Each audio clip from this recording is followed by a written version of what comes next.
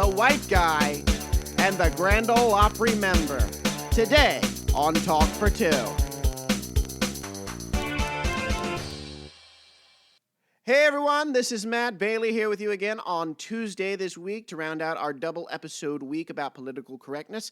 And I want to give a quick shout out to our season sponsors, Axtel Expressions and the Tangent Bound Network before we begin. You'll hear more about them at the end of the show. Now, today gets really interesting and admittedly a little blue, or should I say slightly blue, with Bruce Williams and Terry Reid, the Indian and the white guy.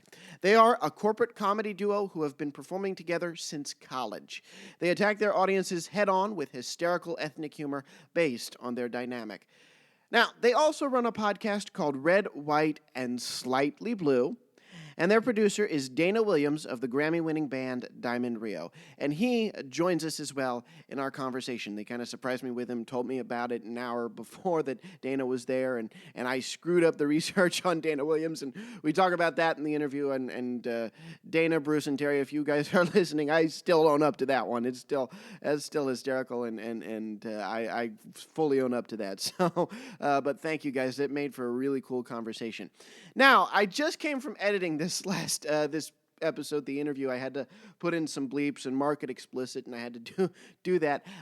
So let this serve as your last warning. The moniker of Red, White, and Slightly Blue certainly applies today. I mean, nothing is off limits, and I mean nothing is off limits to their humor.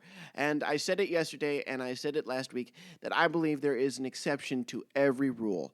And we try to stay squeaky clean here, but the Indian and the white guy are the exception for this podcast.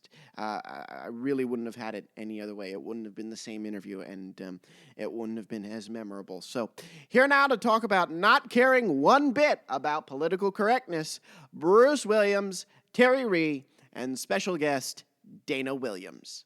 Bruce Williams, Terry Reid, welcome to Talk for Two. How are you? We're great, man. Great. And absolutely fantastic. Don't forget we have our producer, Dana Williams, here. Yes, Dan Williams. How are you? Yes, I am very good. How are you, dude? I'm great. This is. You know who Dana is, right? He's the bass player at Diamond Rio. Oh, yes. Yes. There we go. That's awesome. So you have a real celebrity and Williams and Reid. Oh, my goodness. Well, welcome to you all. Yes, I wanted to let you guys introduce Dana. So now, you guys, the reason Dana's there with you now is today you guys were recording your podcast. Can you tell us a little bit about that before we jump into your story? Okay, our podcast is called Red, White, and Slightly Blue for content. It is now a half-hour podcast. We were at an hour. And a friend of ours said, you can't hold people's attention for much more than 5 minutes. Why would you do an hour? So we've decided to cut it down to a half hour, and we found out today that works much better for us. Yes, it does. How do you guys produce your podcast? I know I have my own thing. How do you guys sit around and just talk, or do you prepare it? Take us through it. Well, they think they're preparing it, but they are not. We just come in, and the last thing I heard on the radio and the last joke that I heard, we usually start with that. And we do a little bit of pre-preparation, and Dana has the studio right in his house and upstairs of his house, and he has all the equipment we need. We just ordered one of those phone pieces that will allow us to call people at will and then put them on the show as well. That's great. That's awesome. Is it live or is it recorded? It's recorded. It's recorded, and then Dana does very little editing, and of course, some of it gets a little racy. That's the Slightly Blue of the Red, White, and Slightly Blue show. That's cool. And that's the great thing about podcasts is they can go there. Now, Dana, how did you get involved with Williams and Reid? We've just been friends for a lot of years, and Bruce called me. Terry's actually been over and done a little podcast I've done before, and then both of them have come before, and So Bruce called me not long ago and said, "Hey man, what about us doing one?" And I said, "Absolutely, let's do that." I have a little network that I call Radio Rehab. I have a Monday night show that I do. Oh, cool. A live show that I do every Monday night at 7:00. So he called and asked about us doing one, and I thought, man, that would be absolutely awesome. So we tried to get together and do it every week. Yeah, I know. Mainly it's a big laugh. It's just a big laugh. That's what we do, and we recorded it. And for the 8 or 9 people that listened to it, they said, well, they really thought it was funny. Yeah. As well, you have I don't think you can find a funnier pair than Williams and Reid. So let's jump back at the beginning. This is our podcast for entertainers here on Talk for Two. How did you, Bruce Williams and Terry Reid, meet and become a duo? You know, a lot of That's a people common ask question we get, Matt. You know, people say, well, how did you get together? Have you been together? That was it. Could you get together? Yeah. It was 1968. Wow. 1968, we met in Black Hills State College in Spearfish, South Dakota. Very we were cool. draft dodging. Yes. That's cool. Bruce and I and Donald Trump all went to the same draft dodging organization. But only one of us is a comb-over expert. Oh, that's great. That's great. And you guys started performing, and you discovered, I was doing some reading, it was kind of a discovery, this comedy, that this comedy really worked separate of the band that you guys were involved in. And when did you decide to just go out and be a duo? Well, the band eventually quit because they were so frustrated. We would stop and then discuss a song and kind of tear it apart. And the band really never got to cooking, so they eventually quit. Yeah, we found the more we paid for the better musicians, the more problems we had. So one day we said, they're done. We're going back to the duo, and that's what we did. That's great. That's incredible. Now, the thing that I love about you guys is you have an incredible dynamic, and you're not politically correct at all. And that's kind of been in the headlines recently with some comments Jerry Seinfeld has made about playing certain venues and having to be too PC. What are your thoughts about comedy and political correctness and what's happening to it? I'm sick of this I think you should be able to say whatever you want, the way you feel, however you. You know, I say a lot of things I don't really feel that way, but I say them because it's funny. Yeah, and it's funny. You know, they're like setting ducks. You know, I mean, like Donald Trump. You know, I just was telling these guys, Letterman did a thing in Texas with Steve Martin and Martin Short. Yes, I saw that. Biggest mistake he ever made was retiring before Donald Trump announced. You know. Yeah.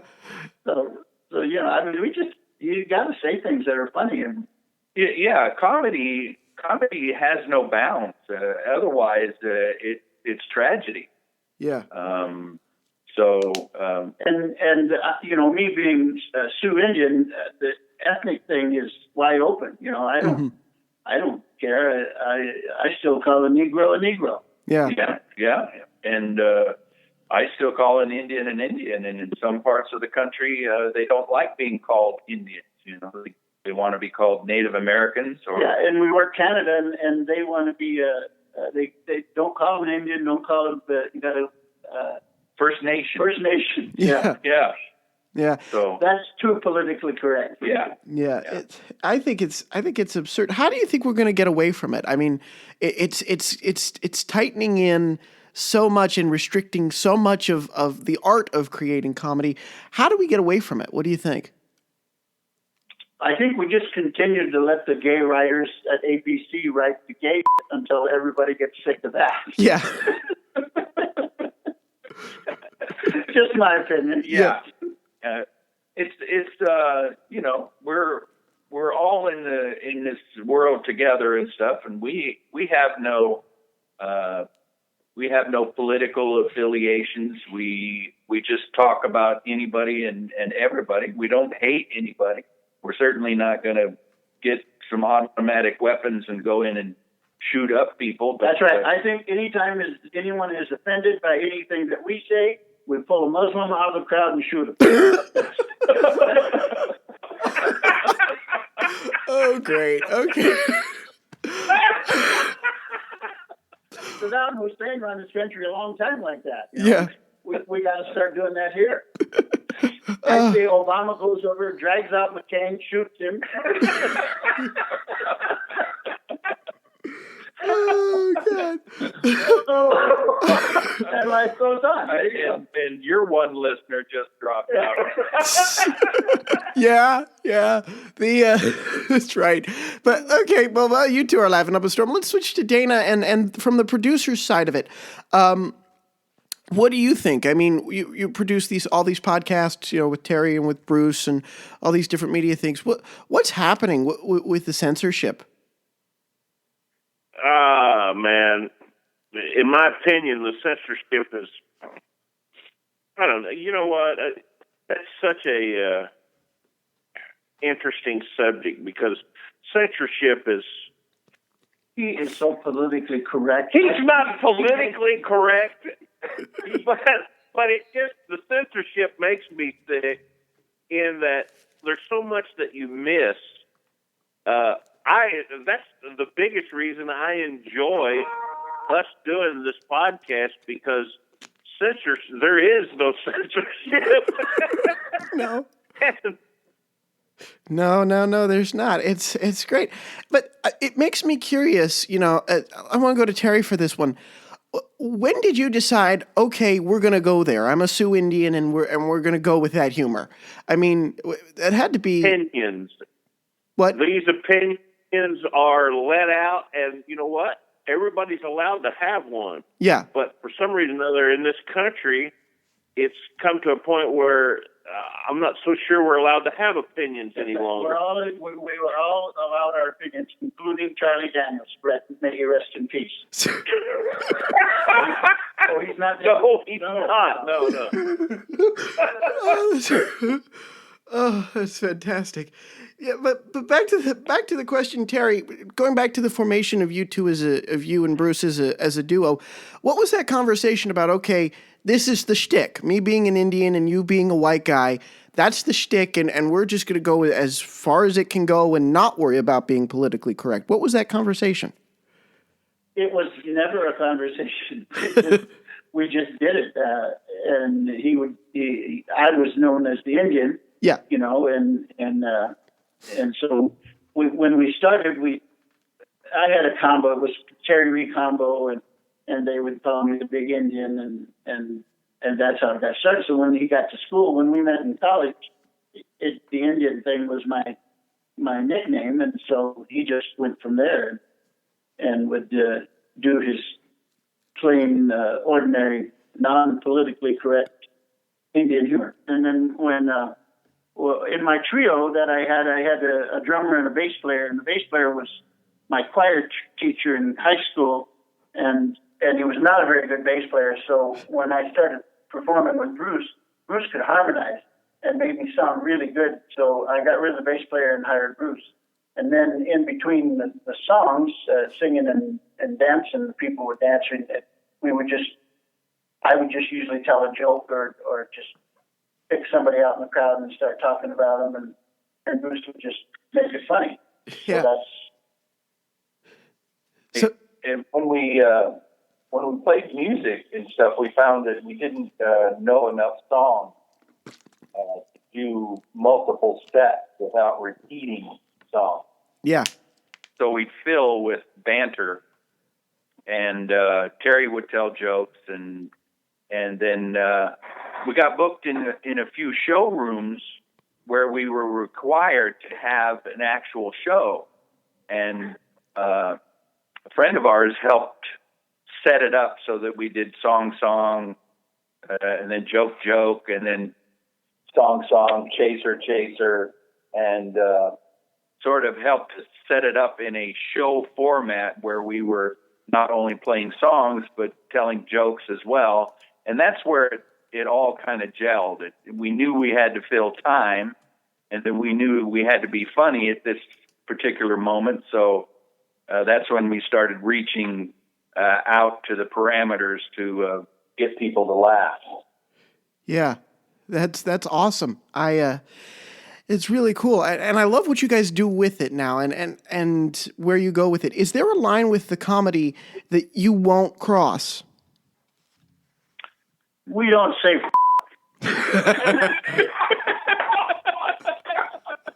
and that's about it. But I personally use a lot in my life. Yeah, yes, he does. You're going to have to spend about 3 days editing this. This is getting to be my favorite interview ever. But no, because the point I'm getting at, and like I said, the point I'm getting at is that excuse me, it's still too funny. The point I'm getting at is you're not politically correct, but in my mind, I said this in the one email, I said, I would not describe you as dirty. I would not describe you as filthy, talking about different things that are considered gross. You're just... Yeah, we graduated from the Bill Cosby School of just drug them enough. Oh, great. And then deny it. That's what we do. Yeah. Oh my gosh. Oh, wow. Oh, yeah. We're our... Like I say, there's no censorship here. No, Dana, no, that's great. We don't use the F word, and we don't use a lot of bad language, and that's why we're still able to work fairs and festivals and stuff, and we keep that at bay. And we went down. John Rich took us down to Memphis, and we did a fundraiser for St. Jude's, and the St. Jude CEO was there, and he'd seen us on YouTube, and he comes in and says, "Now, I'm really worried about you guys. What meetings will you be doing?" He said, "There's kids here," and we said, "Yeah, we have a clean show. We'll do that." Yeah, and it was fun. It was nice and clean, and everybody had a good time. And then afterwards, the CEO threw down half a bottle of whiskey. How did you guys know you were ready for that circuit, that you were ready for the fairs, the festivals, and the casinos? Oh, we got, back when we first started, in the 70s, there were no comedy rooms. There were no very, very few showrooms. We played maybe 2 or 3 showrooms where you actually had to do a show, and the rest of them were Holiday Inns and Ramada Inns and Sheratons. And you drug your mic stands out in the middle of the dance floor, and you tried to do your show, and in the middle of our show, they'd be dancing to Running Bear, So yeah. after we'd argued with argued with drunks, I once followed 2 drunks out in the alley. Thank God they didn't come. But after dealing with the drunks as long as we did, we just said there's got to be other things we can do, and so we went to the fair circuit. That's cool. We auditioned to get onto the Minnesota fair circuit, and through an agency, we were able to work several fairs, and then the word spread that we could do a clean show, make people laugh, and entertain them. Yeah. But we were always squeaky clean compared to the comics at the Comedy Store. When we went to the Comedy Store in L.A., I was as shocked as anybody to hear these comics get up there and use all the vulgar language and the vulgar routines, and so we were like a breath of fresh air. Yeah. We were like Boy Scouts. All we did was talk about ethnics, Yeah. Yeah. And that's why you guys are an inspiration to me, is because it's not politically correct at all, but it's you can feel comfortable doing it in those kind of in the family environments, and yeah. for some reason, Yeah. since we're going there, and I've already done bleeps, so many bleeps already, probably at this point. But the F word and stuff, I can't get behind that. But the with comedy, but the way that you guys still managed to get, I can't believe they just said that without any language is just incredible. Yeah. Now, Dana, have they ever opened for Diamond Rio? Say what? Yes, I do.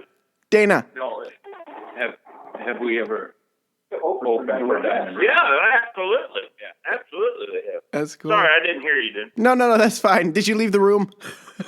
Oh, no. Got to take a call. He's Googling you. We got pictures of you all over. So Yeah. Great. Pictures of you and we're impressed with your site here. It's just it's full of celebrities and top show business types. Well, thank you. Except for Shotgun Red. Wait a minute. I don't know how he got in there. He must have snuck in the studio. I gotta thank Steve. Hall. He was like, "Have you ever heard of Williams and Reid?" And I said, "I've heard the name." And he showed me these videos. And I swear, the rest of the trip, every night in the hotel, I was watching these videos because it's just hysterical.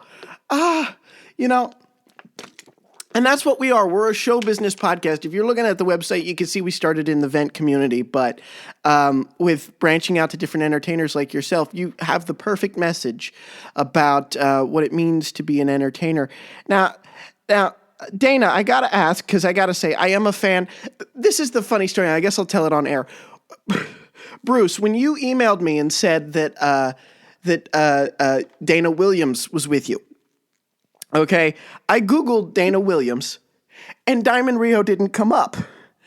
It was a woman singer that came up. And I thought, oh, okay, she's a guest on their podcast. And so when it was Dana Williams from Diamond Rio, I'm like, oh, crap. he sings pretty high, though.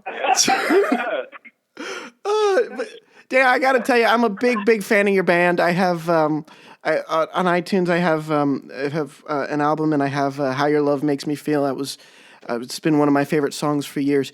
So I got to ask you. I mean, what are you as a musician learning from working with comedians? Well. It's interesting how you can sit and listen and hear how much funny stuff is really going on all around us, and you don't even realize it until you have someone like these guys put it in perspective, in the funny perspective, and it truly is. There's a lot of truly funny stuff going on around us and in this country.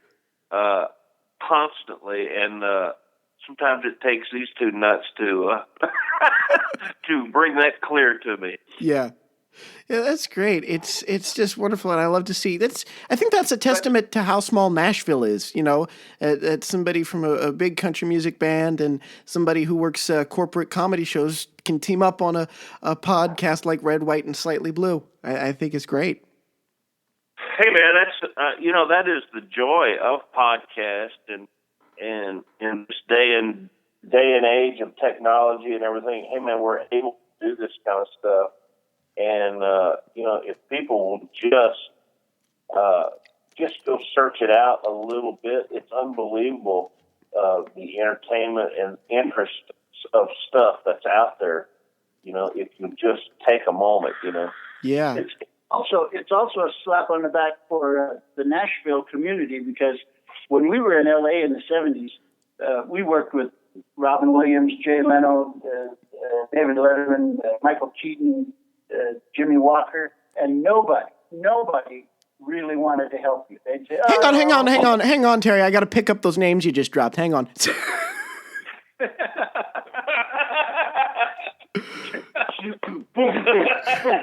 Yeah. But But when we got to Nashville, when we first hooked up with the Oak Ridge Boys, who Yeah. really took us to the next level, Oh yeah. they could do nothing but help. I mean, they wanted nothing more than to help everybody. And that's the way Nashville is. It's a big community. I've never met Keith Urban. Yeah. We did a show with him a couple times, 4 or 5 times, and still never met him. But most everybody else in the business, even the new guys, of course, we're in the air. Clark Wolfs was the big guy when we were coming into town, and so there all the people that's here and all the Opry people, and that's what I was going to tell you about Dana too. He's no slouch. He's an entertainer. Yeah. And he comes from working with the Opry people and. Well, Diamond Rio was formed and got its start right around Opryland, USA, right? Yeah. Yeah. Yeah. Yeah, that came from, we were a band called the Tennessee River Boys back in the Opryland days, and left there and tried to seek out a real career and change the name. And everybody liked them except Ty Herndon. And they wouldn't give it up for Ty, so he didn't like it. Oh, great. Oh, that's great. And, Third Rainbow Royer. Yeah.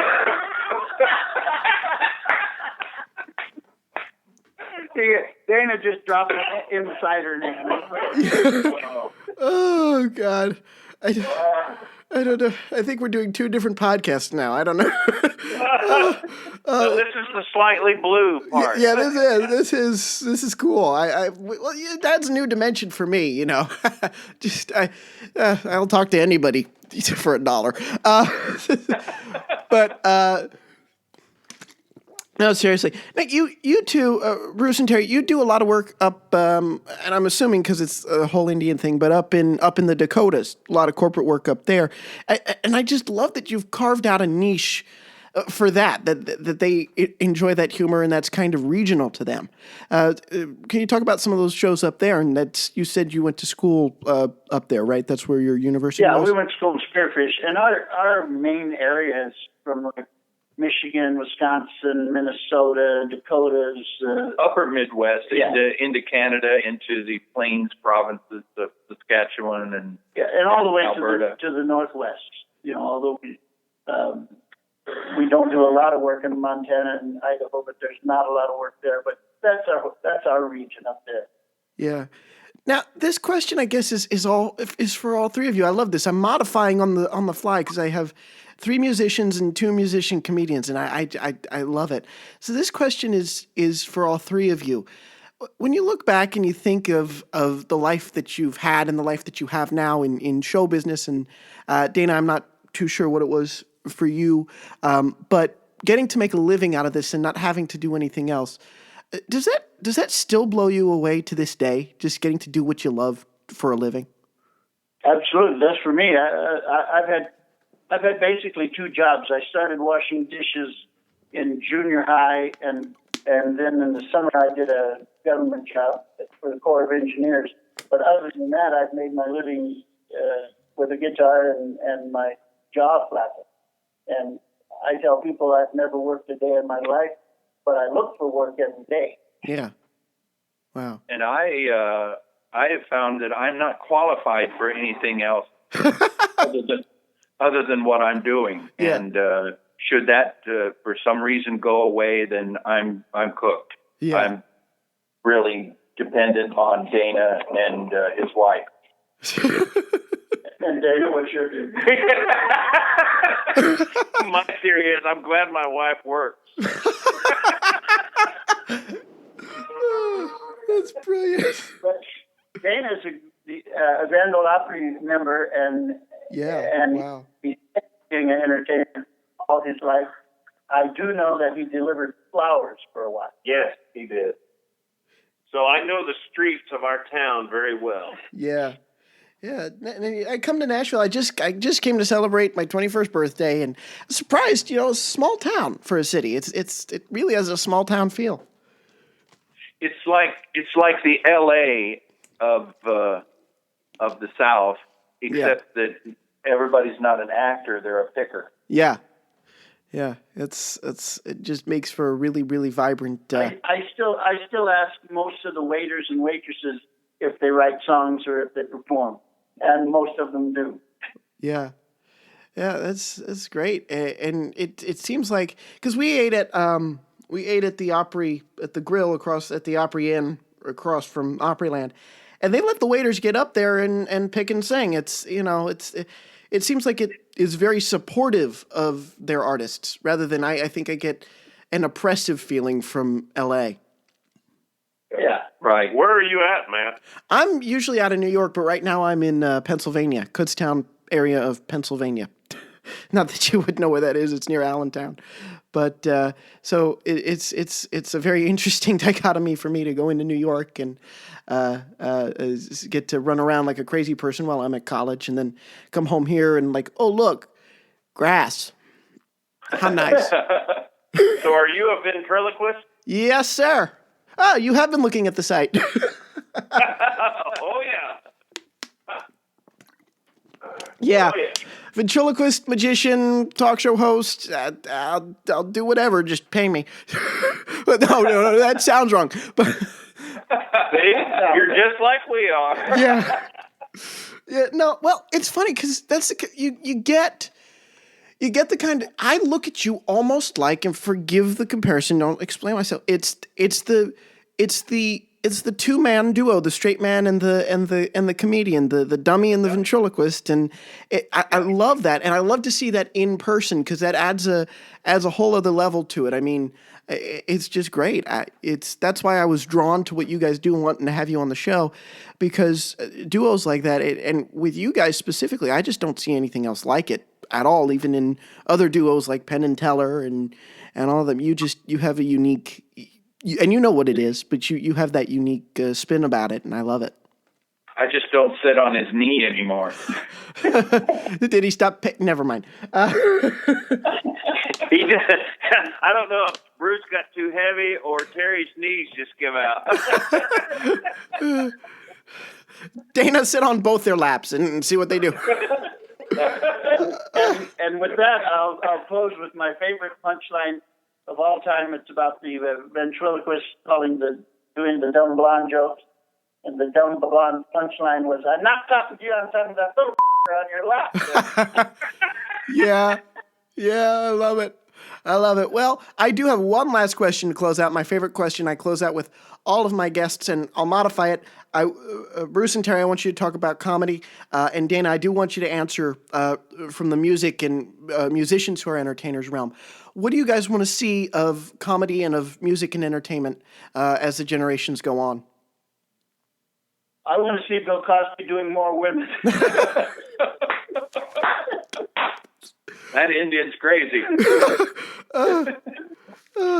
He wants his own casino. Yes. I'd like to see a return to more of a gospel type humor. I would like to have some parameters, where people can't say certain things, and I would like somebody following us around the country and saying, "You can't say that, even though you already did." Yeah. It's very interesting. It may come to that. Yeah, it may. Yeah. Where we're going. It may. Dana, how about, just switching gears, how about for musicians? I think a lot of times musicians forget what it means to be an entertainer. Yeah, I just wish that we could get to a point where Taylor Swift could have a hit record.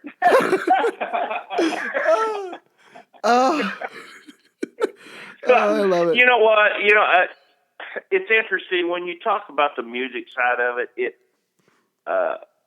I've been in country music all my life, and country music slowly but surely continues to open its arms as far as its country music, and we call so many different things country music nowadays that, just like a great example, the Eagles was a rock band, the Doobie Brothers was a rock band. Yeah.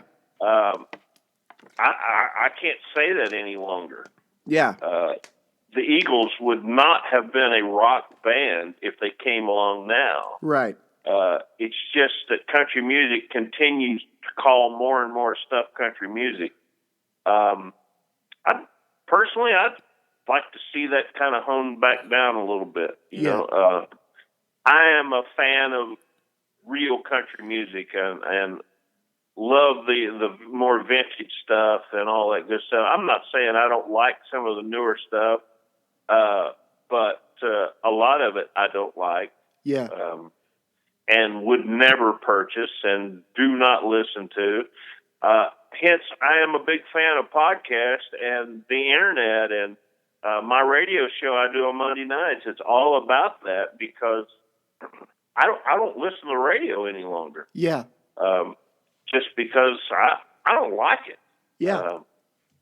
I like to listen on demand, and that is what our podcast and internet, that's what it provides for us, is to be able to listen on demand. So, Yeah. Personally, my personal opinion is country music, along with country comedy, died the day that RCA and Chet Atkins signed Charlie Pride. oh, God. I don't even see how you got that out.